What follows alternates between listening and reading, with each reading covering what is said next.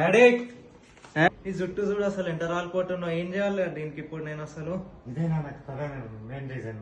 Hair fall అవుతుందని stress ను తగ్గించుకోవాలి. ఇదేనా నా మెయిన్ రీజన్, స్ట్రెస్ ఫీల్ అవ్వడం. హెయిర్ ఫాల్ అవుతుందని స్ట్రెస్ తో నా దగ్గర చాలా పేషెంట్స్ చూస్తుంటాం. డాక్టర్ గారు ఒకటే హెయిర్ ఫాల్ అవుతుంది 24/7 హెయిర్ ఫాల్ గురించి ఆలోచిస్తుంటారు. అది మెయిన్ రీజన్. హెయిర్ ఫాల్ అవ్వడం అనే ఆలోచనతోని బాడీలో స్ట్రెస్ లెవెల్స్ పెరిగి కార్టిసాల్ పెరిగి హార్మోనల్ ఇంబ్యాలెన్స్ వల్ల ఈ ఆండ్రోజెనిక్ అల్పేసే కానీ టెలివిజన్ ఎఫ్లీవియం అంటాం, అంటే ఇన్ఫెక్షన్స్ వల్ల కానివ్వండి డెఫిషియన్స్ వల్ల హెయిర్ అనేది బాగా థిన్ అవుతూ పోతుంటుంది. హెయిర్ ఫాల్ తగ్గించుకోవడానికి ప్రాపర్ హెయిర్ కేర్ ఉంచుకోవాలి. వీక్లీ ట్వైస్ మాత్రమే హెడ్ బాత్ చేయాలి. ప్రాపర్ షాంపూ, హర్బల్ షాంపూని యూజ్ చేయాలి. వీలైనంత వరకు కెమికల్స్ తక్కువ షాంపూ యూజ్ చేయాలి. అండ్ హెయిర్ని షార్ట్గా పెట్టుకోవాలి మగవాళ్ళు అయితే. అండ్ హెయిర్లో ఇన్ఫెక్షన్స్ రాకుండా ప్రాపర్ హెయిర్ హైజీన్ మెయింటైన్ చేయాలి.